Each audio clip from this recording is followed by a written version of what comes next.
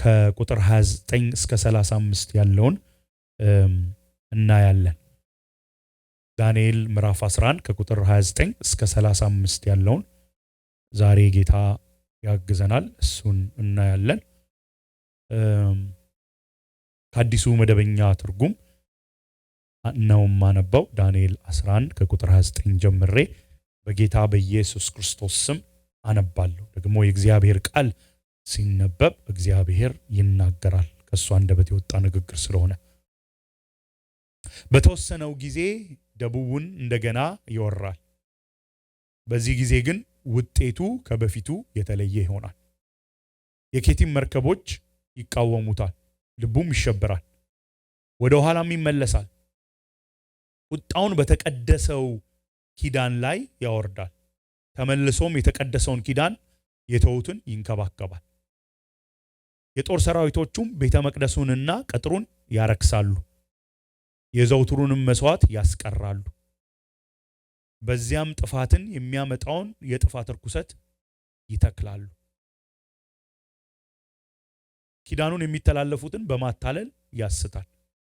አምላካቸውን የሚያውቁ ሕዝብ ግን ጸንተው ይቃወሙታል፣ እርምጃም ይወስዳሉ። ለጊዜው በሰይፍ ቢወድቁም ቢቃጠሉም ቢማረኩም ቢዘረፉም ጥበበኛ የሆኑ ሰዎች ብዙዎችን ያስተምራሉ። በሚወድቅበት ጊዜ መጠነኛ እርዳታ ያገኛሉ። እውነተኛም ያልሆኑ ብዙ ሰዎች ይተባበሯቸዋል። ጥበበኛ ከሆኑ ሰዎች አንዳንዶቹ ይሰናከላሉ። ይህም እስከ ፍጻሜ ዘመን ድረስ የጠሩ የነጠሩና እንከን የሌለባቸው የሆኑ ዘንድ ነው። የተወሰነው ጊዜ ገና አልደረሰምና ይላል። ከቁጥር 21 ጀምሮ እዚህ ምዕራፍ ላይ ከቁጥር 21 ጀምሮ የሚናገረው ስለ አንድ ሰው ነው። ስለ አንቲዮኮስ ዘ ፈርስት ኤፒፋኖስ ስለተባለ በሲሪያ መቀመጫውን ስላደረገው ንጉስ ነው የሚነግረን እና ይሄ ንጉስ እንዴት ወደ ስልጣን እንደመጣ በስልጣን ላይ በቆየበት ጊዜ ምን እንዳደረገ በተለይ ደግሞ ወደ ደቡብ ሄዶ በግብጽ የነበረውን መንግስት እንዴት እንዳጠቃ ይነግረናል። ከዛ ሲመለስ ደግሞ በኢየሩሳሌም አልፎ በኢየሩሳሌም ያደረገውን ጥፋቶች አይ ቲንክ የዛሬ 3 ሳምንት ተነጋግረናል። የዛሬ ሳምንት ደግሞ ምዕራፍ 11ን ነገስታቶችን ሪቪዥን አድርገናል። ብዙ ሪቪዥን ስላደረግን መልሼ እንደገና ሪቫይዝ አላደርግም፣ ምክንያቱም በታማኝነት የሚመጡ ሰዎች እንዳይደጋገምባቸው። እሺ፣ ስለዚህ ከምዕራፍ 11 ቁጥር 29 ልጀምርና በአዲሱ መደበኛ ትርጉም ላይ በተወሰነው ጊዜ ይለናል። በተወሰነው ጊዜ at the appointed time ይለናልና ምን ማለት ነው? በተወሰነው ጊዜ የሆነ ጊዜ ላይ በቃ it happened የሆነ ጊዜ ደረሰ በቃ አጋጣሚ ሆነ ነው ስንል አይደለም። የወሰነ አካል አለ፣ ነገሮች እንዲሆኑ ከጀርባ ሆኖ የሚመራ አለ የሚል ሐሳብ ነው ያለው።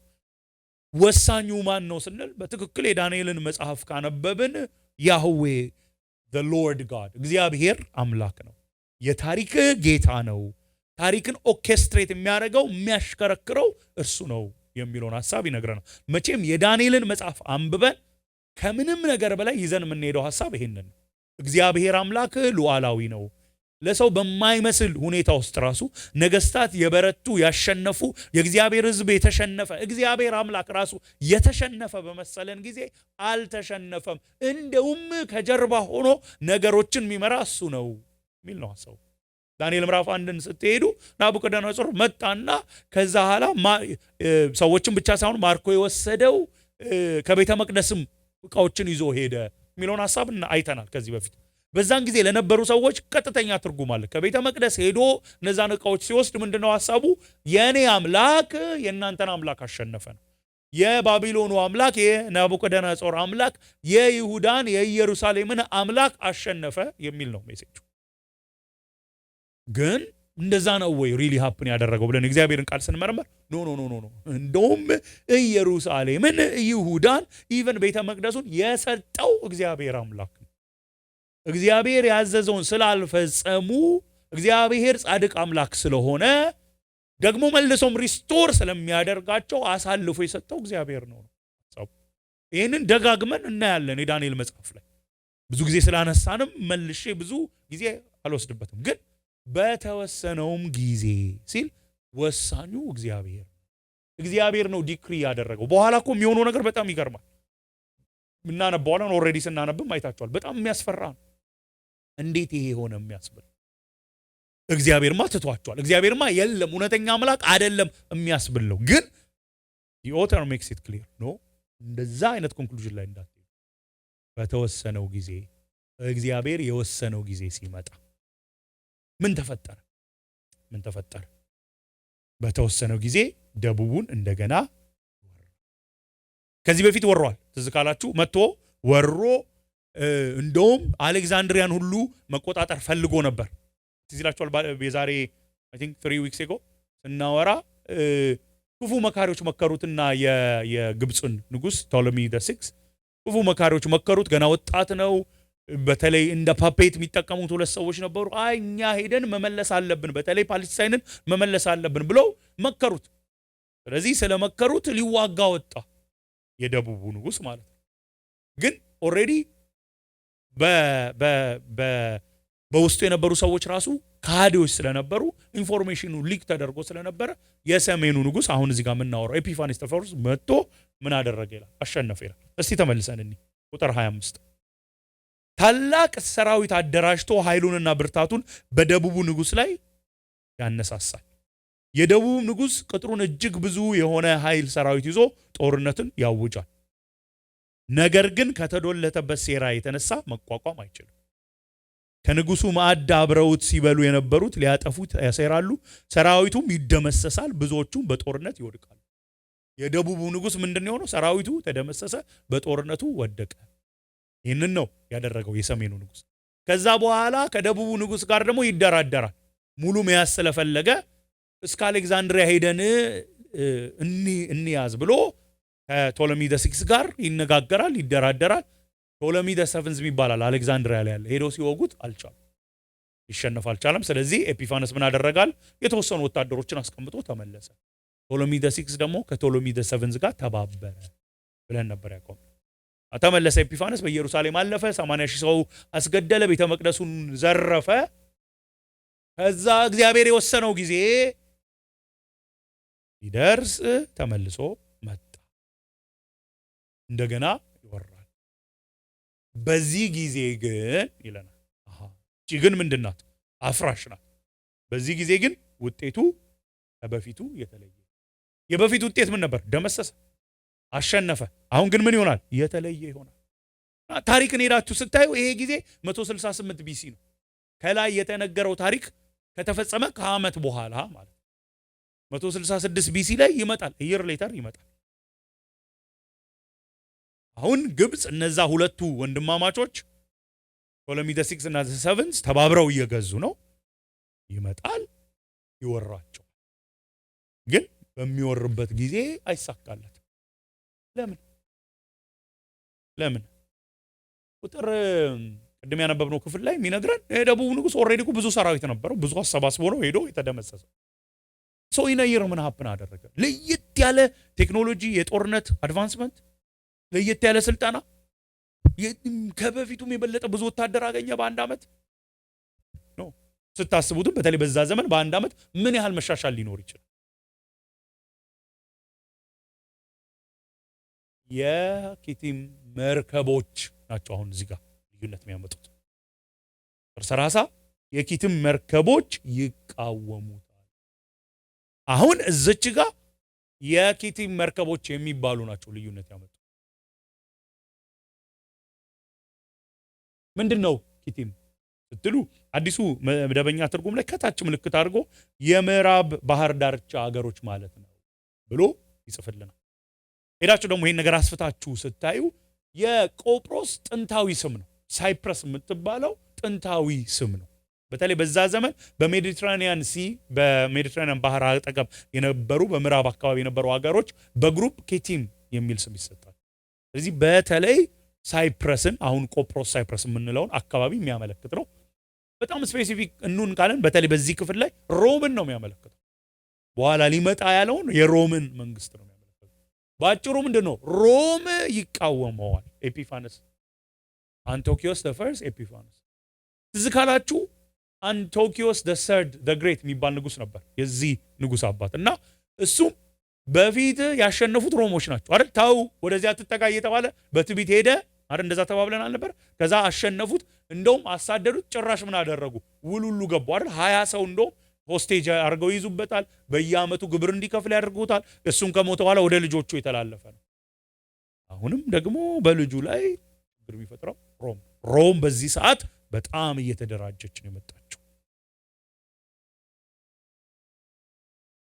እነዚህ የቶለሚ ነገስታቶቹ 6ኛ እና 7ኛ ያልኳችሁ በዚህ ሰዓት ምንድን ያደርጉት ታሪክን ሄዳችሁ ስትመረምሩ እርዳታ ነው የጠየቁት ሮምን እርዳታ ጠየቁ አይተዋል አሁን አይችሉም አይደል ከአንድ አመት በፊት እኮ ተሸንፈዋል ያውቃሉ አይችሉም ስለዚህ ሮምን ሌላ ኃይለኛ የሆነው ጠየቁ እንዲረዱ ማለት ነው እኔ ባይዘው በጣም ሂስትሪ ትዝ ይለኛል 7ኛ ክፍል ሂስትሪ የመጀመሪያው ቻፕተር ላይ ለምንድን ነው ሂስትሪ የምንማረው ይላል ኢትዮጵያ ውስጥ የነበረው ካሪኩለም መጽሐፉ ላይና ሂስትሪ አንዱ የምንማረው ካለፈው ታሪክ ተምረን የወደፊቱን ፕሪዲክት እንድናደርግ ነው which is true አይደል አንዳንድ ነገሮች እኔ ሳነብ አሁንም እኮ የሚሆኑ ነገሮች ናቸው አይደል የሆኑ ኔሽኖች አልችል ሲሉ ምንድነው የሚያደርጉት የሆነ ሱፐር ፓወር ይጥራሉ የሆነ ሱፐር ፓወር ይመጣና ከዛ ያሸንፋል ምንም በጣም ብዙ የተለየ ነገር አይደለም እየሆነ ያለው የጦር መሳሪያዎቹ አድቫንስ ከማድረጉ በስተቀር በተለይ ፖለቲካል ጌሙ አሁንም በፊት እንዳለው ስለዚህ ሮምን ይጠራሉና ታሪኩን ሄጄ ሳነብ በጣም ኢንትረስቲንግ ታሪክ አለ ወደ አሌክዛንድሪያ እየሄደ እያለ ይሄ ንጉስ ኤፒፋነስ ከሮም የተላከ ጀነራል ይመጣል እና ይሄ ጀነራል ከሮም ሴኔት ደብዳቤ ይዞ ነው የሚመጣው ሰውየው ስሙ ጋይስ ፖፒለስ ላያንስ ይባላል ስሙን መያዝ አያስፈልግም ብቻ የሮማን ኮማንደር ይመጣና ኤፒፋነስን ምን ይለዋል ደብዳቤ ይሰጠዋል እና ደብዳቤው ምን መሰላችሁ ወይ ተመለስ ግብጽን ለቀ ተመለስ ወይ ደግሞ ጦርነት ውስጥ ገባል ከኛ ጋር ከሮም ጋር የሚል ነው እዛ ያው ኤፒፋነስ ባይዘው ተንኮለኛ ሰው ታውቃላችሁ ከላይ የነበሩት ክፍሎች ላይ ባለፉት ሳምንታት ተንኮለኛ በመሰሪ ምናምን የሚሉትን ቃላት ሲጠቀም እናያለን በኋላ ምን እናያለን በፍላተሪ የለመደ ሰው ስለሆነ አይ ይሄን ከመወሰኔ በፊት አማካሪዎችን ማማከር አለብኝ ካውንስለሮችን አድቫይዘሮችን ማማከር አለብኝ አሉ እና የሮማን ኮማንደሩ ግን በቀላሉ እሱም ይሸወድ አይደል ገብቶታል ሄዶ ተመልሶ ወታደሮቹን አደራጅቶ ሊመጣ እንደሆነ ስለገባው ኖ አሁን ነው የምትወስነው ይልና እንደውም ታሪክ የሚነግረን ሳንድ ላይ አሸዋ ላይ ነው ክብ የሰራበት ይላል በዙሪያው ክብ ይሰራና ከዚህ ከመውጣት በፊት ወስንና ግብጽን ለቅቄ ወጣለው ምትል ከሆነ እሺ በሰላም እንተዋለን አይ ግብጽን ለቅቄ አልወጣም ምትል ከሆነ ግን ጦርነት ይጀመራል ይሄን ምላሽ ሳትሰጠኝ ከወጣ መልሱ ምንድነው ጦርነት ፈልገሃል ማለት ያው በዛ ሰዓት ሮም በጣም ጠንካራ ስለሆነች ስለገባው አይ በቃ እመለሳለሁ ብሎ ተመለሰ ግብጽን አልወርም ብሎ ተመለሰ ታሪክ ይሄንን ነው የሚነግረው በ166 ቢሲ እንደዛ ሆኗል ብሎ ታሪክ ሪሊ ይነግረናል እኔ እንግዲህ ሐሳብ ብዙ ጊዜ ብያቸዋል በ536 ለዳንኤል የተገለጠለት ምንድነው ስትሉ ተመልሰን እንይ በተወሰነው ጊዜ ደቡቡን እንደገና ይወራል በዚህ ጊዜ ግን ውጤቱ ከበፊቱ የተለየ ይሆናል የኪቲም መርከቦች ይቃወሙታል ልቡም ይሸበራል ወደ ኋላም ይመለሳል በጣም እኔ እንደው አንዳንዴ ብጮህ የሚያስብሉኝ ብዙ ነገሮች አሉ እግዚአብሔር ቃል ላይ ታነው በጣም ይሄ አያስጮህም አሁን እናንተ እኮ እንደኔ ሆናችሁ ነው እንጂ የሆነ ነገር ሌላ ነገር ምንላቸው እኮ ነገሮች አሉ በጣም የሚያስብሉን የግል ህይወታችን ላይ የሆነ ነገር ይደረግልናል አትበሉ አይደለም አደራ ግን ይሄ እንዴት ግን አያስደንቀንም በ536 በራእይ የታየው የተነገረው ኦልሞስት 360 ምናምን ዓመታት በኋላ ሊትራሊ ሲፈጸም አያስገርም አምላካችን እኮ በጣም ትልቅ ነው ያለፉትን ሁለት ያንግ አደልት ሰርቪሶች አቢሶ እያስተማረን ነው በተለይ ኮስሞሎጂን ከዛ ደግሞ ሳውን ጀነራል ሬቨሌሽንን ተጠቅሞ የእግዚአብሔርን ትልቅነት እያሳዩ በጣም ካምሮ በላይ አንዱ እኮ እግዚአብሔር የገለጠው ራሱ በኔቸር ብቻ ሳይሆን በሂስትሪም ጭምር ነው ታውቃላችሁ አይደል እግዚአብሔር አንዱን በሂስትሪ ነው የገለጠው ከጀርባ ሆኖ ታሪክን እየመራ በሪትን ወርድ በተጻፈው ቃል ስጋ ለብሶ በመጣው ደግሞ በልጁ በክርስቶስ ኢየሱስ እና ከዚህ የበለጠ ምን አለ እላለሁ ይሄን እያየሁ ቃል በቃል አሁን ያልኳችሁ ታሪክ እኮ ነው አይደል የሆነው ማለቴ እዚህ ጋር ምንድነው የሚለው ልቡ ይሸበራል፣ ወደ ኋላም ይመለሳል። ሄዳችሁ ታሪክ ውስጥ እንደዛ ነው የሆነው። ፈራ፣ ማሸነፍ አይችልም ሮምን፣ ተዋርዶ ተመለሰ።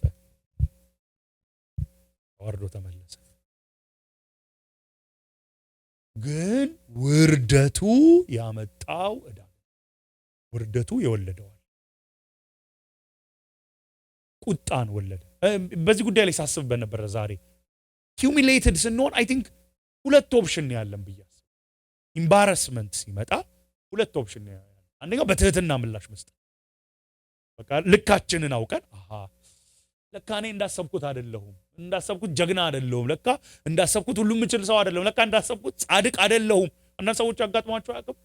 እኔ እንደዚህ አይነት ኃጢአት መቼም አልፈጽምም ብዬ አውቃለሁ ድሮ። እኔ እንዲህ በእውነት ማለት ሰልፍ ራይቸስነስ በፈሪሳውያን ዘመን ብኖር ፈሪሳውያን ራሱ በእኔ የሚደነቁ ነው የሚመስለኝ። በእውነት እውነቴን ነው የምነግራቸው። ሀምብል ለመሆን ምናምን አይደለም። እንዴት እንዲያደርግ በተለይ ሃይስኩል አካባቢ ሆኜ የነበረኝ ሰልፍ ራይ አሁን ቀርቷል ሄዷል ነው እንዳይመስላል። አንድ ሰው ምን አለኝ ከትናንት ወዲያ፣ በዛን ጊዜ ያው ትዕቢተኛ ስለነበርኩ ያኔ ምናምን ስል ያኔ ብቻ ነው ትዕቢተኛ የነበርከው አሉኝ። ያው መልእክቱ ገብቶኝ አሁንም ትዕቢተኛ ነህ ነው። ግን በጣም የነበረኝ ሰልፍ ራይቸስነስ አይና እነዛ ሰዎች ላይ ከፈረድኩት የእውነት ማለት ነው የመጨረሻ ከነሱ የበለጠውኝ ግን a few weeks later ራሴን ብዙ ጊዜ አግኝቻለሁ። የሆነ ነገር መጥቶ ኢምባረስድ ስንሆን አንዱ ሪያክሽናችን ሊሆን የሚችለው በቃ ትህትና። አሁን ለምሳሌ እንደዚህ አይነት ኃጢአት እኔ መቼም አላደርግም የምንለው ሲመጣ ትክክለኛ መንፈስ ቅዱስ ያገዛው ሰው ምንድን ነው የሚለው? በቃ እግዚአብሔር ሆይ በድያለሁ፣ ኃጢአት ነው፣ ኤክስኪውዝ የለኝም ብሎ ልካችንን እናውቃለናል። ከዚህ በኋላ እኔማ መቼም አላደርግም ሳይሆን የምንለው ጌታ ካረዳኝ የባሰም አደርጋለሁ ነው። ትህትና ያመጣል። በዚህም ኬዝ የምታስቡት ምንድን ነው? በቃ አቅሙን አወቀ። እኔ ማለት ከሮም ጋር ልወዳደር አልችልም፣ ስርዓት ይዤ እኖራለሁ ብሎ ትሁት የሆነ ሰው ምላሽ ይሰጣል። ወይ ደግሞ እልህ ውስጥ ነው ሰው የሚገባው። ሲዋረድ እልህ ውስጥ ነው። በቀልን ነው የሚያስበው፣ ቁጣን ነው የሚያስበው። ኤጲፋነስ የመረጠው ትህትናን ሳይሆን ቁጣው ደግሞ ማን ላይ? ምስኪኗ ኢየሩሳሌም ላይ። ሮም እዛ ስላስቆጣው እዚህ ጋር ምንም ማድረግ የማይችሉት ላይ ቁጣው፣ በጉልበት በአቋም በጣም የሚበልጣቸው ላይ ቁጣውን። ሰምታችሁ አታውቁም? ሙቪ ላይ ወይ ምናምን ሰው ፒክ ዩር ኦን ሳይዝ ይሉ የለ አንዳንድ ጊዜ አነስ ያለው ላይ ምናምን ጉልበት ሲያሳይ፣ ኧረ እንደዛ ነው የሆነ ሲያቀጡት ሄዶ የማይችሉት ላይ ቁጣውን በተቀደሰው ኪዳን ላይ ያወርዳል። የተቀደሰውን ኪዳን የተውትን ደግሞ ይንከባከባል። ሁለት ነገር ነው የሚያደርገው። በኢየሩሳሌም ላይ የተቀደሰው ኪዳን ሲል በተለይ ስለ ኢየሩሳሌም ስለ ይሁዳ ነው የሚናገረው። ቁጣውን እነሱ ላይ ያደርጋል። ከሱ ጋር ደግሞ የተባበሩትን ይሄ ሄለናይዜሽን የግሪክን ባህል በአይሁድ ላይ መጫንን የተቀበሉትን ደግሞ ሪዋርድ ያደርጋል፣ ይንከባከባቸዋል ነው ሐሳቡ። እና ታሪኩን እንደገና ሄዳችሁ ስታዩ ምን ይሉናል? ይሄንን ታሪክ ያጠኑ ሰዎች አፖሊኒየስ የተባለ ቅጥረኛ መርሲነሪ ነበር። የቅጥረኞች ቺፍ ነበር። መርሲነሪስ ማለት አይደል? ገንዘብ እየተከፈላቸው በቃ ምንም የራሳቸው ፖለቲካ አቋም ምናምን የራሳቸው እንትን የላቸውም። የሚብል ታማኝነት ሎያሊቲ የሚባል ለገንዘብ ነው ሎያል ሆነ ለከፈላቸው ነው። ቅጥረኛ ሊትራሊ ቅጥረኛ ናቸው። ይቀጥረውና ይልቀዋል። ወደ 20 ሺህ ወታደሮች ይዞ ይሄ አፖሊኒየስ የተባለ እና ወደ ኢየሩሳሌም ሲደርስ በሰላም እንደመጣ ሰው ነው። ሰላም ነኝ እኔ ሰላም ፈላጊ ነኝ ምንም አታስቡ ምናምን አላቸው። ተሸወዱ። ጠብቆ የሰንበት ቀን ወጥቶ ጨፈጨፈ። ሰላምተኛ ነኝ ብሎ መጥቶ 20 ሺህ ወታደር፣ በዛ ጊዜ 20 ሺህ ወታደር ብዙ ነው። ጠብቆ የሰንበት ቀን ወጥቶ ጨፈጨፋቸው። ከተማዋን ድምጥማጧን ነው ያጠፋው። በተለይ ኢየሩሳሌም ግን በተለይ ደግሞ ይህንን የኤጲፋነስን አቋም የሚደግፉ የአይሁድን ባህል መተው፣ የአይሁድን ስርዓት መተው፣ የግሪኩን ስርዓት መቀበል የሚደግፉትን ደግሞ ምንድን ያደረጋቸው? ጭራሽ እነሱን ሸልሞ አበረታቶ ነው የተመለሰው። ይህንን ነው ታሪክ የሚነግረን። ቁጥር 30 ልክ እንደዛ ነው የሚለው አይደል? ቁጥር 30 እኮ ስታዩ ቁጣውን በተቀደሰው ኪዳን ላይ ያወርዳል፣ ተመልሶም የተቀደሰውን ኪዳን የተውትን ይንከባከባል። ይቆጣል፣ ይንከባከባል። ሂዱ ታሪክን እዩ። እዛ በተለይ ቁጥር 31 ላይ ስትመጡ የጦር ሰራዊቶቹም ቤተ መቅደሱን ቅጥሩን ያረክሳሉ፣ የዘውትርን መስዋዕት ያስቀራሉ፣ በዚያም ጥፋትን የሚያመጣውን የጥፋት ርኩሰት ይተክላሉ ይላል። በዚያም ማለት ቤተ መቅደሱን እየጠቀሰልን። እሺ ታሪክ ምን ይለናል ብትሉ ኤጲፋነስ የሚያወጣው ህግ ነበረ በኢየሩሳሌም። ይሄ በአይሁድ ወንዶች ይገረዙ የለ በልጅነታቸው ይገረዛሉ አይደል? ለአብርሃም በተሰጠው ኪዳን በጣም የኦልድ ቴስተመንት ሪቹዋል ጋር የተያያዘ ኢቭን አይደል? አዲስ ኪዳን ውስጥ ገብተው ራሱ አይ በክርስቶስ ኢየሱስ በማመን ብቻ አይደለም የሚዳነው እስኪሉ ድረስ በጣም የያዙትን ይህንን ስርዓት ያስቀራል። ከዚህ በኋላ ወንድ ልጅን እገርዛለሁ የሚል በሞት ይቀጣል። አስቡ ለአይሁድ ደግሞ ኦልድ ቴስተመንት ላይ ነው እየኖሩ ያለው። እግዚአብሔር አምላክ የተቀበሉት እኮ ነው። በነገራችን ላይ አዲስ ኪዳን ላይ እኮ ያው ኦልሬዲ በተለይ ሴርሞኒ ያለው ክርስቶስ ኢየሱስ ስለፈጸማቸው ነው የቀሩት እንጂ እኮ ህጉን የሰጠው እኮ የአይሁድ መሪዎች አይደሉም። እግዚአብሔር አምላክ ነው ለአብርሃም የነገረው። የኪዳኑ ምልክት ነው። እንደውም አንዳንድ ሰዎች በአሁኑ ዘመን በጥምቀት ተተክቷል ይሉታል። እዛ ውስጥ አልገባም፣ ግን የኪዳኑ ምልክት ነው። በጣም አስፈላጊ ነው። እግዚአብሔር የሰጣቸው ነው። ይህንን የሚያደርግ አሁን ምን ይሆናል? በሞት ይቀጣል። ቃሉን ይዞ የተገኘ ይቀጣል። በምን? በሞት። መስዋዕት ማቅረብ አይቻልም። መስዋዕት ሲያቀርብ የተገኘ ይቀጣል። በምን? በሞት። በዓላትን ማክበር አይቻልም። ሰንበትን ጨምሮ ማክበር አይቻልም። ይህን ሲያከብር የተገኘ ይቀጣል። በምን? በሞት። አስባችሁታል? ከይሁዳ እኮ ወደ ባቢሎን አንዱ የሄዱበት ምክንያት እኮ ሰንበትን ስላላከበሩ።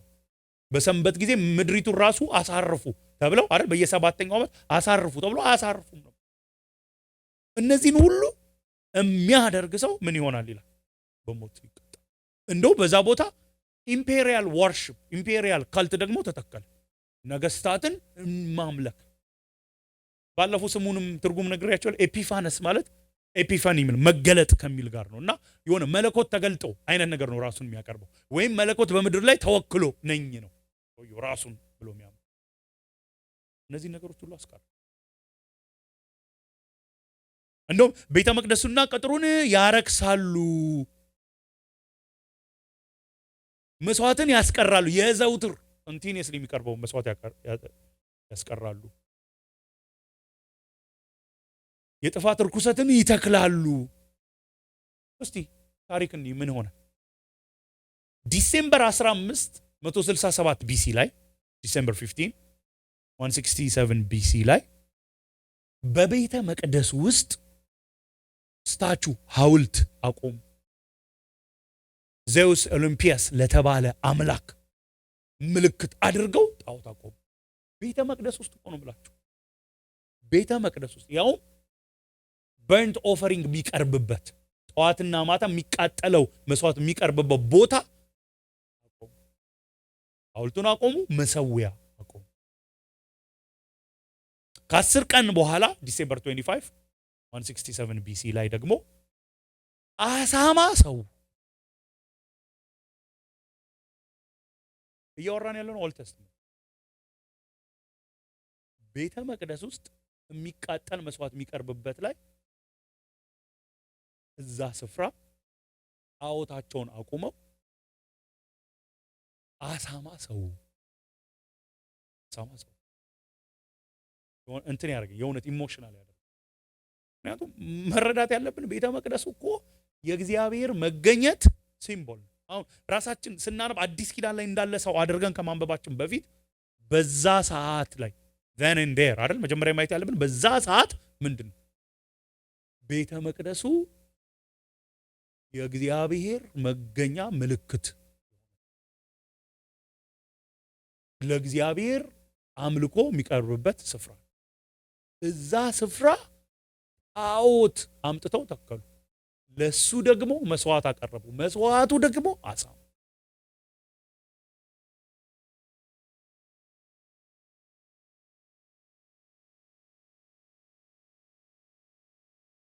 ቤተ መቅደሱን ቅጥሩን ያረክሳሉ፣ የዘውትር መስዋዕትን ያስቀራሉ። በዚያም ጥፋትን የሚያመጣውን የጥፋት እርኩሰት ይተክላሉ። በተለይ የጥፋት እርኩሰት የሚለው ዜውስ ኦሊምፒያስ የተባለውን ስታቹ መተከሉ፣ እዛም ደግሞ አልፎ መስዋዕት በተለይ አሳማ መስዋዕት መቅረብ ያመለክታል። ይህ በነገራችን ላይ እንደ ጥላ ነው የሚያገለግላል። በኋላ ጌታ ኢየሱስ ክርስቶስ ማቴዎስ 24 ቁጥር 15 ላይ ሲናገር አንዱ አንቲክራይስት ሲመጣ የሚሆነው ነገር እንደዚህ ሲሚላር ነገር ነው። በተለይ ስለ አንታይክራይስት ከቁጥር 36 ጀምሮ እስከ 45 ያለው ክፍል ላይ ስላለ ለወደፊት በሚቀጥሉ ሳምንታት እዛ ስለምንደርስ ያን ጊዜ ኤክስፕሌን አደርጋለሁ። ግን በዚህ ሰዓት የሆነውን ይሄን አስብ። ይሄ ሁሉ በሚሆንበት ጊዜ ሀገሪቱ ለሁለት ተከፈለች ይለናል፣ ወይም ህዝቡ ለሁለት ተከፈሉ ይለናል።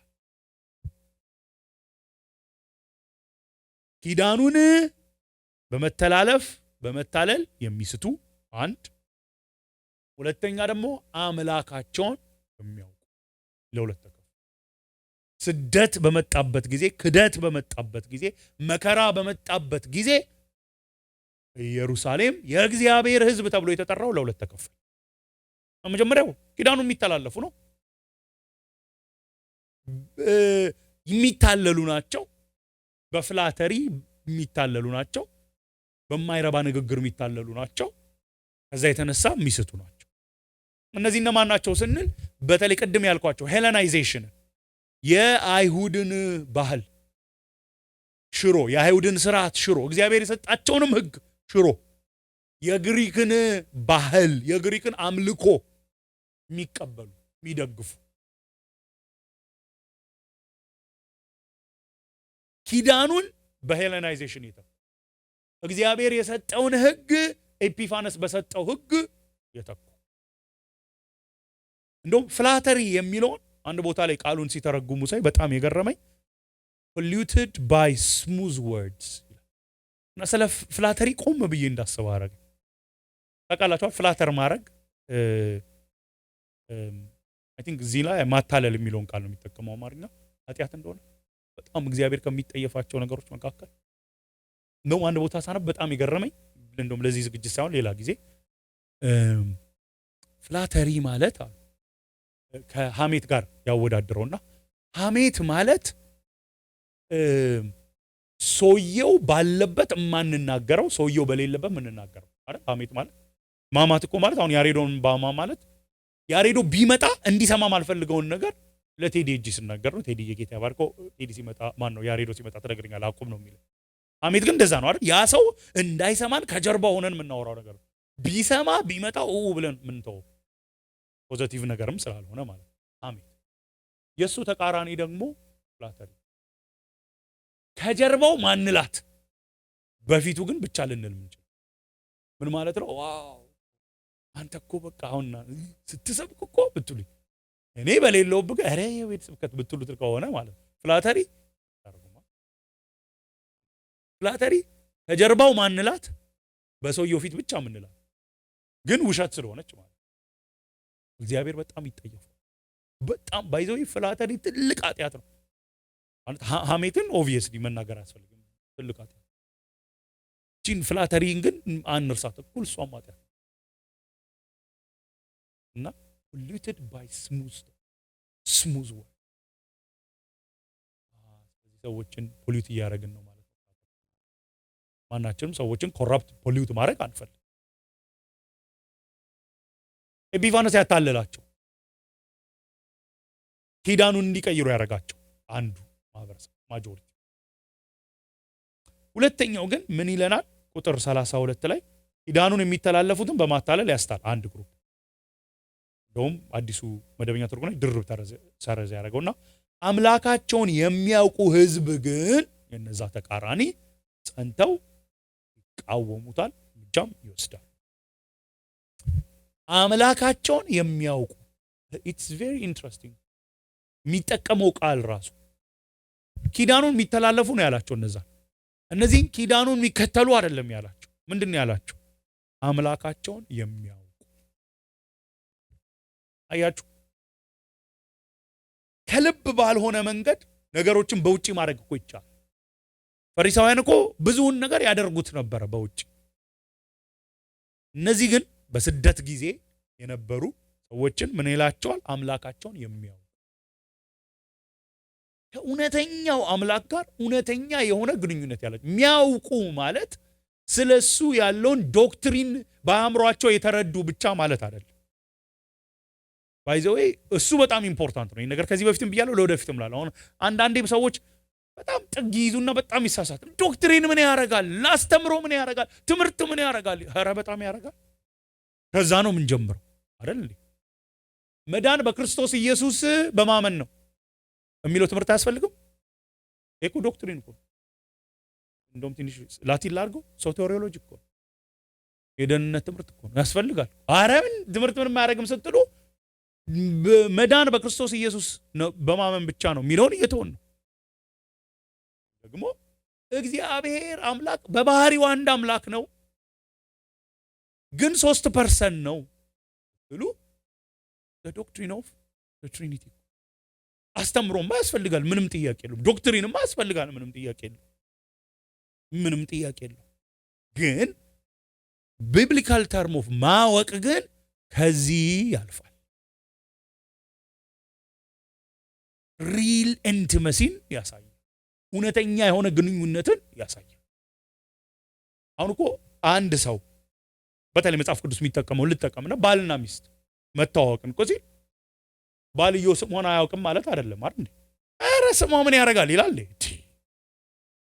ያውቃል፣ ስሟን ያውቃል፣ ግን ያለፈን ሪሊ ኢንቲሜት ኢንትረስቷን ያውቃል። ከዛ ኢንክሉዲንግ ፊዚካሊ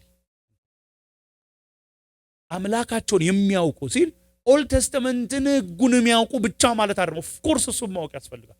አሁን እንደውም እኔ የእውነት ልንገራችሁ ብዙ ስህተት የመጣው እሱን ስለማናውቅ ከዛ ስለማንጀምር ዶክትሪን ብቻ መሆን የለውም አያስፈልግም መሆን የለበትም ስህተት ነው የሚለውን ስቴትመንት አንጣመን ነው የምንሰማው። ዶክትሪን ምንም አያረግም። ዶክትሪን ብቻ መሆን የለበትም እኮ አስተምሮ ብቻ መሆን የለበትም የሚለውን አስወጥተን አጣመን ምን ያደርጋል?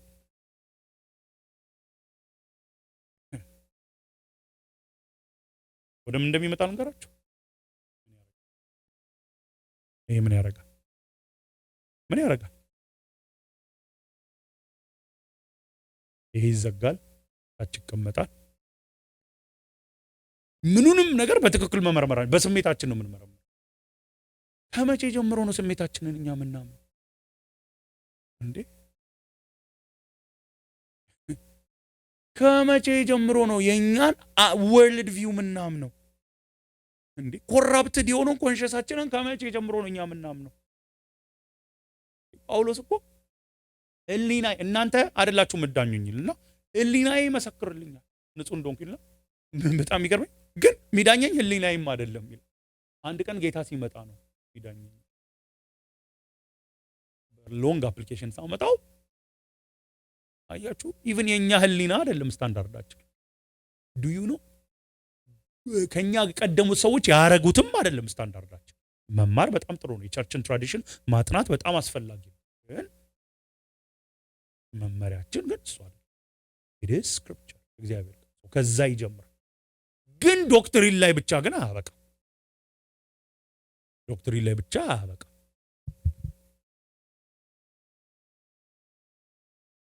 Our God is a real person. A real person. ከሱ ጋር ህብረት እንድናረግ ራሱን አቬለብል ያደረገ እንደውም የፈጠረ ለዛ ነው ከሱ ጋር ህብረት እንድናረግ። ስለሱ በማወቅ የሚጀምር ከሱ ጋር ህብረት በማድረግ ግን የሚቀጥል አምላካቸውን የሚያውቁ ህዝብ። አያችሁ፣ በመከራ ጊዜ ለመጽናት ለመቆም የሚያስፈልገን ይሄ ሪሊ ኖዊንግ አወር ጋድ። አምላካችንን ስናውቀው ሪሊ ስናውቀው ነው ፐርሲኪዩሽን ባለበት አልክደውም በሞትም ወደሚል መድረስ ነው። ጸንተው ይቆማሉ፣ እርምጃም ይወስዳሉ። ለምሳሌ ምን ይሆን ጸንተው የቆሙት? ምን ይሆን እርምጃ የወሰዱት ብዬ እያየው ነበር። ሁለት ነገር ልንገራችሁ። አንደኛው አጭር ነው፣ ሁለተኛው ትንሽ ሰፋ አድርጌ። አንዱ አንክሊን ፉድስ የሚባሉ አለ አይደል? በብሉይ ኪዳን ላይ ሴርሞኒያሊ ያልተፈቀደላቸው ምግብ አንበላም።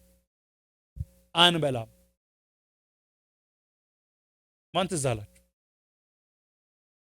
ዳንኤል ራሱ ትዝ አላላችሁ? አንበላም።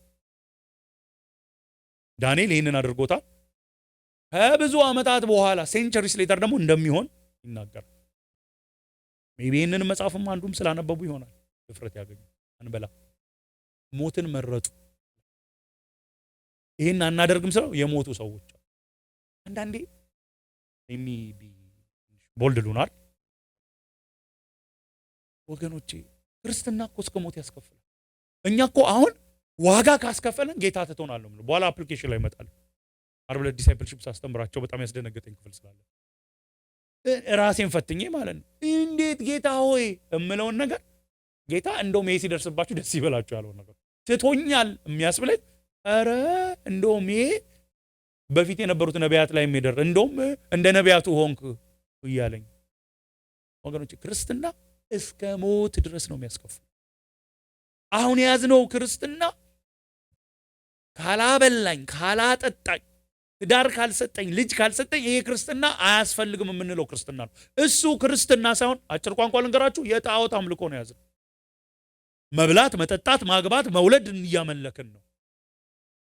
የክርስቶስ አምላኪዎች ነን አንበል።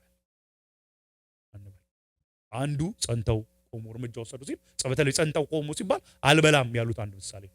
እርምጃ ወሰዱ ደግሞ ስንል አንዱ በታሪክ የሚያነሳው ማካቢስ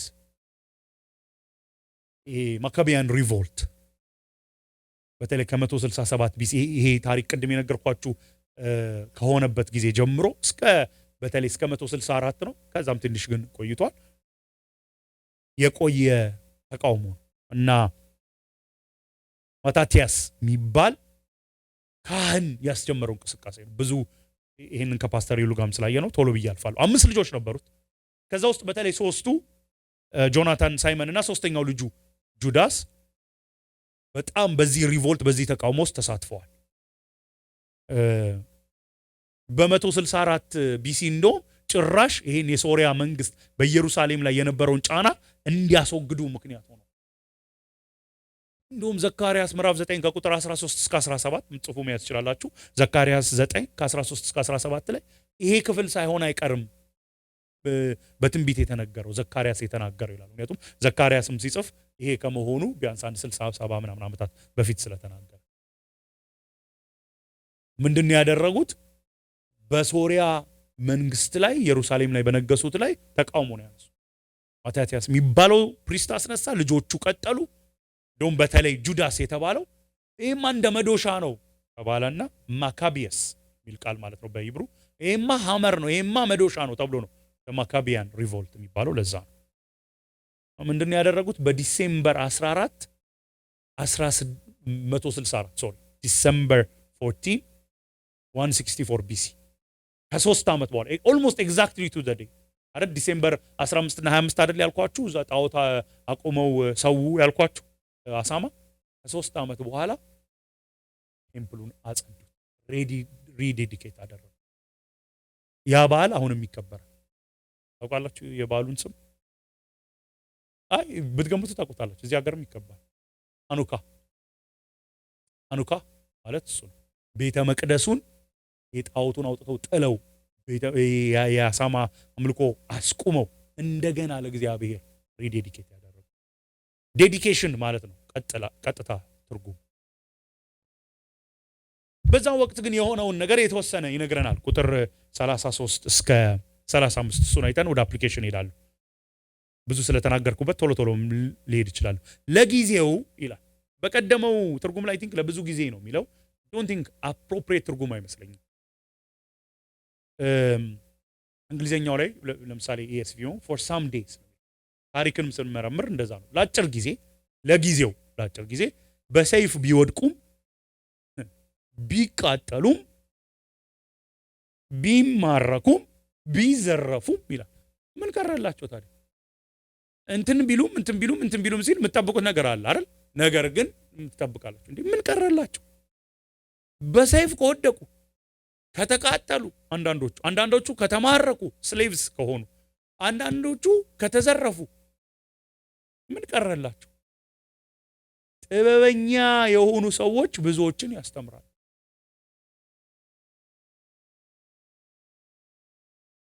በሰይፍ መውደቅ ውስጥ ናቸው። አንዳንዶቹ ማለት በሰይፍ መውደቅ ሲል ሊትራሊ እየታረዱ ነው። ምንም ሌላ ትርጉም አንፈልግልን። ቢቃጠሉም እያቃጠሏቸው ነው፣ በሳት አቃጥለው እየገደሏቸው።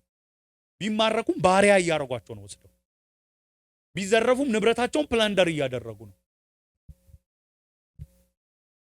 ጥበበኛ የሆኑ ሰዎች ግን ይሄ ሁሉ እየሆነ ምን ያደርጋሉ? ያስተምራሉ። ያው ማንን? ብዙዎች። ጥበበኛ የሆኑት ሰዎች በመከራ ይጸናሉ። መጽናት ብቻ አይደለም፣ ሌሎችን ያስተምራሉ። ምን የሆኑ ሰዎች? ጥበበኛ።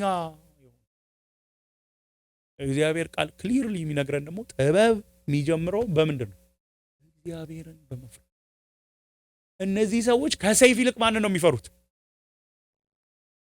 ከእሳት ይልቅ ማንን ነው የሚፈሩት? ባሪያ ከመሆን ይልቅ ማንን ነው የሚፈሩት? እግዚአብሔር።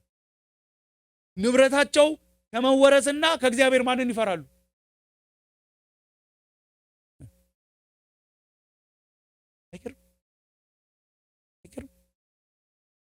እግዚአብሔርን ከማሳዝን፣ እግዚአብሔርን ከምክድ፣ እግዚአብሔርን ክጄ ጣዖት አምልኮ ከምገባ በሰይፍ ልሙት፣ ልቃጠል፣ ባሪያ ልሁን፣ ንብረቴ ይዘረፍ።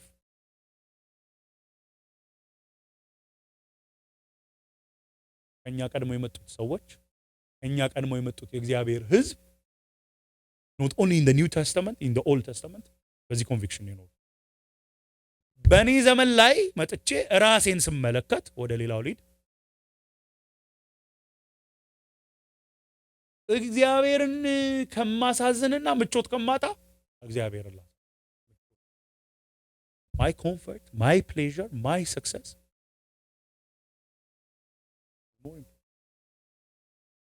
አንዳንዴ አውትራይት አመጽ ነው፣ አንዳንዴ ደግሞ ኤክስፕላኔሽን አላት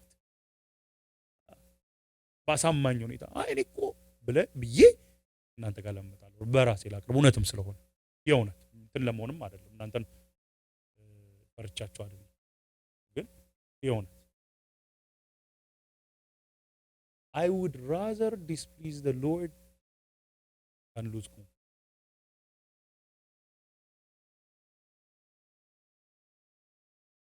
የሚያስደስተኝ ከሆነ ኃጢአቴን ሚኒማይዝ አድርጌ እግዚአብሔርን ባሳዝን ይመርጥ። አው እንትን እኮ አለንም ኮንሽስሊ እንደዛ ላልል እኮ ይችላል፣ ግን ተግባሬ እንደዛ ነው የሚናገር። ታውቃላችሁ ኃጢአት ማለት ክላሲካል አንዱ ዴፊኒሽኑ ኃጢአት መስራት ማለት ኃጢአታችንን ከአምላካችን በላይ መውደድ፣ loving sin over God። ለምን ዋሻለሁ? በዛ ሰዓት መዋሻው ምንድን ነው? ከውሸቴ ጋር የሚመጣው ጥቅም በልጦብኝ ነው ከእግዚአብሔር። እውነቱ እሱ ነው። አቢ የሚለውን ሁሉ ጊዜ ልጠቀም፣ አቢ ብዙ ጊዜ ስለሚለው እኛ እዚህ ጋር የቆም ነው ስታንዳርዱን ለማውረድ አይደለም አይደል? እኔ በስታንዳርዱ ስላልኖርኩኝ ስታንዳርዱን አላወርድ። ይሄ ነው ስታንዳርዱ፣ ጌታ ያግዘን ለማለት ነው። የእግዚአብሔር ኢቭን ምንድነው የሚለው ከአንዱ የሚናገረው እግዚአብሔር ቃል ላይ ማቲው 5 ላይ ትንሽ እንኳን የምትባለውን ትእዛዝ አጣመው የሚያስተምሩ ሰዎች በእግዚአብሔር መንግስት ትንሽ ይባላል። እግዚአብሔርን ትእዛዝ ግን በትክክል እየኖሩ የሚያስተምሩ ደግሞ ታላቅ።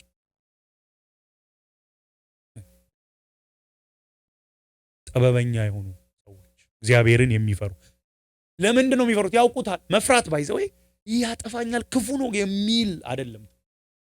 ግን እነዚህ ሰዎች ቅድም ምን ብለናል? እግዚአብሔርን የሚያውቁ አይደል ያለው። አሁን እዚህ ጋር መጥተው ደግሞ ጥበበኛ ይላቸው። እግዚአብሔርን ስለሚያውቁት ብሪሊ ስለሚያውቁት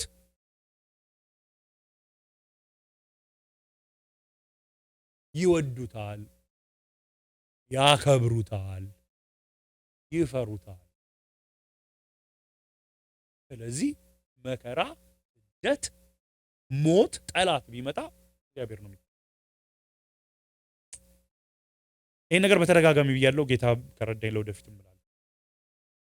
የመጨረሻኛ የሚያስፈልገን ወገኖች እግዚአብሔር ማወቅ it's knowing God. the need we have ምንድነው ኒዳችን መሰላችሁ? እግዚአብሔርን ማወቅ። እግዚአብሔርን ማወቅ ዶክትሪንን ከማወቅ ይጀምራል እንጂ ዶክትሪን ከማወቅ ያልፋል። ምን ጥያቄ? እግዚአብሔርን ያወቀ ሰው ቅድም የዘመርነውን መዝሙር ይኖረዋል። እዚህ ላቸው ሊዘመር ነው መዝሙር አርፈዳቸው የመጣቸው አመለጣቸው አይደል? በጉጉት ጠብቀሃለሁ፣ አሻቅቤ ያለው መቼ ነው የምትመጣው? እኔ ኮንቪክትድ እየሆንኩ ነው። ኑሮዬ ነው ይሄ ሪሊ። ግን ሳቀው እኮ I can't wait to be with you in person ነው የምለው። እግዚአብሔርን ያወቀ ሰውማ ኑሮ ራሱ ያስታውቃል። ደግሞ ኒው ቴስተመንት እኮ አንዱ የአዲሱ ኪዳን ፕሮሚስ እንደሆነ ታውቃላችሁ? እግዚአብሔር ከትንሹ እስከ ትልቁ ጀምሮ እግዚአብሔርን እወቅ መባል አያስፈልግም። ያ ማለት አስተማሪዎች አያስፈልጉም ማለት ደግሞ ራሴ ላይ አልፈርድም። አስተማሪዎች አያስፈልጉም ማለት ነው። ገብቷቸዋል። ግን ከትንሹ እስከ ትልቁ እግዚአብሔርን ያውቁታል። this promise privilege in the new testament ምን ያህል እያደግንበት ነው? በፍጹም እኔ ጌታን አናቅም እያልኩ አይደል። እናውቀዋለን። ብናውቀው አይደል ያመንነው የምንከተለው። እዚህ መምጣታችን እኮ የሆነ ሌላ ጥቅም ለማግኘት አይደለም። ግን እያደግንበት is that the pursuit of our እውነተኛ አፍቃሪ ምንድን ነው? እውነተኛ አፍቃሪ ሙሽሪትን ለማወቅ እኮ ነው አይደል? እውነተኛ አፍቃሪ ባል ሚስቱን ለማወቅ በየዕለቱ ይተጋል። በጣም የምታደንቋቸው ሰዎች ምንድነው ከ20ም ከ30ም በላይ ለማወቅ ይተጋሉ። እንደሰማሁት በተለይ ባሎች ሚስቱን ከ30 በኋላ አውቀው አይጨርሱም ሲባል ሰምቻለሁ። ያሻካሉ ትነግረኛለህ። ያው ሚስቶች ግን ቶሎ ነው የሚያውቁ። አትሊስት በኔ ኤክስፒሪየንስ really is that our pursuit? ቁጥር 34 በሚወድቁበትም ጊዜ መጠነኛ እርዳታ ያገኛሉ፣ እውነተኛ ያልሆኑ ብዙ ሰዎችም ይተባበሯቸዋል። ይወድቃሉ። ምንም አንዱ ጋር ይወድቃሉ በሚሞቱበት ጊዜ ነው። tens of thousands ናቸው የተረሸኑ። ተው ጦርነቱን ፋይቲንጉን ሪቮልቱ ያመጣውን ትታችሁ የረሸኗቸው። ይህንን ሄለናይዜሽን አንቀበልም፣ አምላካችንን አንክድም ያሉ tens of thousands ናቸው የተገኙ እና ያገኙት እርዳታ በጣም ጥቂት ነው። የተወሰኑ ቅድም እንዳልኳችሁ ማታቲያስ የተባለ ሰው ከኢየሩሳሌም ወደ 27 ኪሎ ሜትር በምትርቅ ቦታ ላይ ነው የሆነ ሪቮልት ያስጀመረው። ከአንድ ከ3 ዓመት በኋላ ድል አግኝቷል። ግን መጀመሪያ ላይ መጠነኛ እርዳታ ነው ያገኙ። በኋላ ግን ምን ይላል መሰላችሁ? እውነተኛ ያልሆኑ ብዙ ሰዎች ይተባበሯቸዋል። ታሪክ የሚነግረን እንደሆነ ታውቃላችሁ? ይሄ የማካቢያን ሪቮልት እየሰፋ በመጣ ጊዜ ከነዚህ ከኤፒፋነስ ጋር የሚተባበሩ ሰዎች መግደል ጀመሩ። አሁን መሞት አንፈልግም ብለው ምን አደረጉ? ማካቢያን ሪቮልት ጆይን ማለት። ለዛ ነው እውነተኛ ያልሆኑ ብዙ ሰዎች ሪሊ ይሄ ሪቮልቱ አሳምኗቸው ሳይሆን መሞት አሁን እየተሸነፈን ስለሆነ እንከላከል ህይወታቸውን ለማትረፍ። ቁጥር 35 ላይ አንዳንዶቹ ጥበበኛ ከሆኑት መካከል ይሰናከላሉ እና ዲቤት አለ አተረጓጎሙ ነው። ይሰናከላሉ ምንድን ነው? እውነተኛ ከነበሩት ውስጥ እውነተኛ አለመሆናቸው ከሆነ ጊዜ በኋላ ይታወቃል፣ ይክዳሉ የሚል ትርጉም አለው ይላሉ አንዳንዱ። እኔ እንኳን ካነበብኩ ግን በዛ የሚሉት እኔንም የሚያሳምነኝ ከእውነተኛ አማኞቹ መካከል ይሞታሉ። እዚህ ጋር ይሄ ሞር ይሰናከላሉ፣ ስተምብል ያደርጋሉ የሚለው ቁጥር 33 ላይ በተለይ በእንግሊዝኛው ኤስቪ ላይ ስናይ ሴም ቃል ነው የሚጠቀም። ስተምብል ያደርጋሉ፣ በሰይፍ ይወድቃሉ ከሚለው ጋር ይሄ መስዋዕት ይሆናሉ። ኢደር ዌይ ይሄ ስደት የሚያመጣው ውጤት አለ። ምን? መጥራት፣ መንጠር፣ እንከን አልባ የመከራ ውጤት። አያችሁ ሰይጣን መከራን ሲያመጣ ስደትን ሲያመጣ አሁን በዚህ ዘመን ቤተክርስቲያን ልንል ይችላል። በዛ ጊዜ በእስራኤል ላይ በእግዚአብሔር ሕዝብ ላይ ሲያመጣ ሊያጠፋቸው ነው። he means it for evil። ምንም ሰይጣን ጋር መልካም ነገር የለም አይደል? እሱ የራሱ ለሆኑት እንኳን ማይበጅ እኮ ነው ሰይጣን። በጣም የሚገርመኝ እሱ ለራሱ ለሆኑት አይበጅም። ሊሰርቅ፣ ሊገድል፣ ሊያጠፋ ነው። እግዚአብሔር ግን ስደትን እንኳን መከራን እንኳን ለማጥራት አይገርም? የኛ አምላክ እኮ አይሸነፍም። ሲፈልግ ስደትን ከፈለገ ያስቆማል፣ ሲፈልግ ደግሞ ለራሱ ዓላማ ይጠቀማል። እስከ መቼ ድረስ ብሉ በዚህ ክፍል ላይ እስከ ዘመን ፍጻሜ የተወሰነው ጊዜ እስኪደርስ ጊዜ ድረስ ይለናል። የዘመን ፍጻሜ የተወሰነው ጊዜ የሚለው ኤስካቶሎጂካሊ የመጨረሻው ዘመን ለማለት ሳይሆን የአንቶኪዮስ ዘ ፈርስት ኤፒፋነስ ህይወት እስከሚያበቃበት እና በተለይ ይህንን ኦሪጂናል የሚያነቡት ሰዎች ለነሱ በጣም መጽናኛ ነው የሚሆነው። አስቡ፣ ይሄ እኮ ገና ከ360 ዓመት በኋላ ሊሆነው የተጻፈ ነው እና ኤፒፋነስ ከመምጣቱ በኋላ ወይም ኤፒፋነስ በመጣበት ጊዜ የሚያነቡ ሰዎች ምን እንደሚሰማቸው አስቡ። በተስፋ ነው የሚሞሉት። ይሄ ብዙ ሰዎችን የጨፈጨፈ ያስገደለ ሰው የገደለው ሞት። እኔ አንዴ በጣም የገረመኝ እንደዚህ ይሄን ዳንኤል ክፍል አስተምሬ ወርጄ ፓስተር ይሉ እየጸለየ ምን አለ ጸሎት ማለት ለዚች ዘመን ለዚች ጥቂት ዘመን ነው ለካ ሰውን የሚጨፈጭፈው እያለ ሲጸልይ በጣም ገረመኝ። ይህ ሰው የኖረውን ዘመን አይቼ ወደ 51 52 ዓመት ነው የኖረው። 51 52 የገዛው 12 ዓመት ከምናምን ነው የገዛው ለዛች ዘመን። ይህን ሁሉ ሰው ጨፈጨፈ። እርሻ ውስጥ እንደዚህ በጦርነት ጊዜ ሞተ። እንደውም አንዳንድ የታሪክ አስተማሪዎች ምን ይሉናል? አእምሮን ስቶ አብዶ ሳይሆን አይቀርም የሞተው ይላል። ኢንሴን ሆኖ ነው ይላል። ማረጋገጫ የለም። ቶሎ ብዬ በ5 ደቂቃ በሰባኪ ሳይሆን ትክክለኛ 5 ደቂቃ አንድ ሁለት ኮንክሉዥን ልናገር እንደ አፕሊኬሽን። ማቴዎስ ወንጌል ምዕራፍ 5 ቁጥር 10 ጀምሬ 3 ቁጥሮችን አነባለሁ። ማቴዎስ ወንጌል ምዕራፍ 5 ቁጥር 10 እስከ 12 ስለ ጽድቅ ብለው የሚሰደዱ ብፁዓን ናቸው፣ መንግሥተ ሰማያት የእነርሱ ናትና። ሰዎች በእኔ ምክንያት ቢሰድቧችሁ ቢያሳድዷችሁና ክፉን ሁሉ በሐሰት ቢያስወርሩባችሁ ብፁዓን ናችሁ፣ በሰማይ የምትቀበሉት ዋጋ ታላቅ ስለሆነ ደስ ይበላችሁ፣ ሐሴት አድርጉ። እናንተ በፊት የነበሩት ነቢያት እንደዚሁ እነሱን ሰደዋል። እንዳልኳችሁ ነው። ዓርብ ዕለት ዲሳይፕልሺፕ ላይ ላስተምር ልክ ሳረም ይሄ ክፍል በእኔ ምክንያት ቢሰድቧችሁ ቢሰድቡኝ ቢያሳድዱኝ ስለ ጌታ ስለ ክርስትና ስለ ጽድቅ ብሰደድ ስለ እኔ ውሸት በሶሻል ሚዲያ ቢነገር የእግዚአብሔርን ቃል አመጣው ወደ ራሴ የእግዚአብሔርን ቃል ስለማስተምር የክርስቶስ ተከታይ ስለሆንኩ ጽድቅ ላይ ካለኝ ኮንቪክሽን የተነሳ ያላረኩትን ሐሰት የሆነ ነገር ስም የሚያጠፋ ነገር ሶሻል ሚዲያ ላይ ቢነዛ በገባው በወጣው ቁጥር ስድብ ይወርድብኝ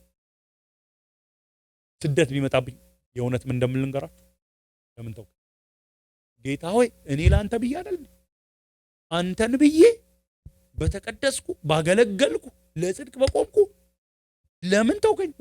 እሪ ነው ትተኛል የለህማ ነው እንግዲህ እጅ ጭናችሁ ስትዛሉልኝ መለሰው የለህማ ወደ ጌታ ደግሞ በእኔ ምክንያት አደራ እዚህ ጋር በእኔ ምክንያት ነው። እኛ በራሳችን የሆነ ተሳዳቢዎች ሆነ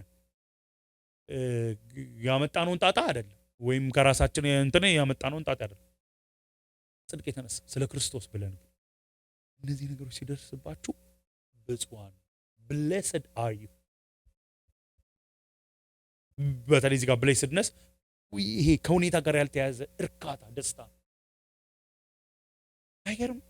ለካ ሰው ሲያጨበጭብልኝ ሰው ሲቀበለኝ በጥሩ ስሜ ሲነሳ እኔ እንደዛ አድርጌ ነው ማለት በጣም ክርስትና ካውንተር የእውነት ካውንተር ካልቸር እኔ ተባረከ ብሎ በቃ ሰው ሁሉ የሚያውቀው ሰው የሚቀበለው በቃ ከኔ መጣው ነው የሚለው አይደለም።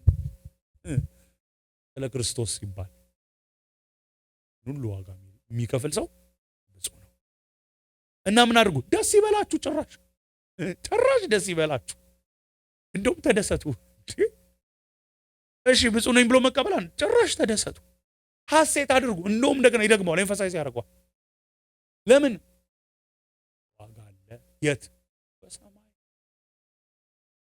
በሰማይ ዋጋ አላችሁ አይደለም። ዋጋችሁ ምንድን ነው? ታላቅ ዋጋ።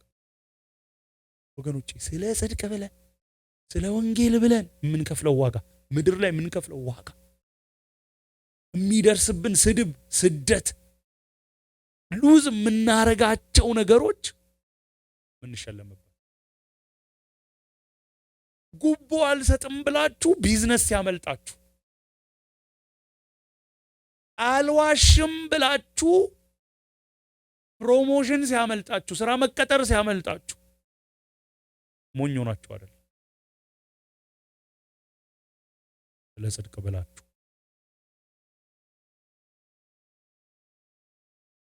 ይህ ሁሉ ስደት በምድር ላይ ቢደርስባችሁ ብዙ መከራ ደግሞ ይደርስባችኋል። ከደረሰባችሁ ማለት ዋጋችሁ ታላቅ ስለሆነ ደስ ይበላል። ነቢያቱ ራሱ ከእናንተ በፊት የነበሩት ነቢያትም እነሱንም እንደዚህ ነው ያደረጓቸው። እንደ እነ ኤልያስ ሆናችሁ ለካ ነው መልሱ። ገብቷችኋል? እናንተ የመጀመሪያዎቹ አይደላችሁም። እንደውም የሆናችሁት እንደነ ኤልያስ ነው። አሁን እንደ ኤልያስ መሆን አይፈልጋል። እንደ ነብዩ እሳት ማውረድ እኮ እንላለን። አንድ ጓደኛ አለኝ ሲልቨር ስፕሪንግ፣ ለደህንነቱ ስሙን አልነግራችሁም ግን ታውቁታላችሁ። ስለራሱ ሲናገር እኔ ያው እየተጫወተ ነው፣ እኔ ጳውሎስ ያለ መከራው ነኝ ይለኛል። እኔ ደግሞ ጳውሎስ ያለ መከራው ጳውሎስ አይደለም አሳዳጁ ነው ብለው እሱን ደግሞ እኔ መሆን አልፈልግም ብለዋል። ብዙ የምንፈልጋቸው ነገሮች እኮ አሉ አይደል? እግዚአብሔር ሆይ ኃይል ይገለጥብን። እኔ ለምሳሌ ላሉሽ እናንተ ለምን አስቀው ኃይል ይገለጥብን፣ ወንጌልን መስክር፣ ኃይል በጣም ልክ ነው። አብሮ ግን የሚመጣውን ስደት አልፈልግም። እኔ በጣም ሐዋርያት ሥራ ላይ ይገርመኛል። አስፈራርቶ ይመልሷቸው ይላል ሐዋርያት ሥራ ምዕራፍ 4 ላይ። ከዛ ሄዱ ጸለዩ ይላል። እኔ ብኖር ያን ቀን ማይክ ለኔ ቢሆን የተሰጠ ጌታ ሆይ ዛቻቸውን አስቁማቸው ነው ምናምን። ግን እነሱ ምንድነው ያሉት? ወደ ዛቻቸው ተመልከት ይልና ለኛ ቦልድነስ ስጠን፣ ምንናገርበት ድንቅና ታምራት አድርግ፣ መከራውን አስቀርልን አይደል? እንደውም ሲመጡ ምን ሆነው መጡ ነው የሚለው፣ እየተደሰቱ መጡ፣ ስለ ስሙ ዋጋ ስለከፈሉ። ወገኖቼ ክርስትና ይሄ ነው። እንደም እንዳልኩት እኛ እጅ ሲደርስ ስለከበደን ስታንዳርዱን አናውርድ። ስታንዳርዱ ይሄ ነው። እነሱን ያገዘ ጸጋ ደግሞ እኛ ጋርም አለ። ስታው the same Holy Spirit ያዳነን ጸጋ አለ። ከኛ ምንድነው የሚጠበቀው? ወደ ቃሉ እንመለስ፣ ቃሉን እናንብብ፣ ቃሉ ይንገረን፣ ቃሉ ይለውጠን፣ እንጸልይ፣ መንፈሱን አግዘን። ሐዋርያቱ ያደረጉት ይሄን ጸለዩ ነው። ጸልያለን። አቢን ወደዚህ ጠራውን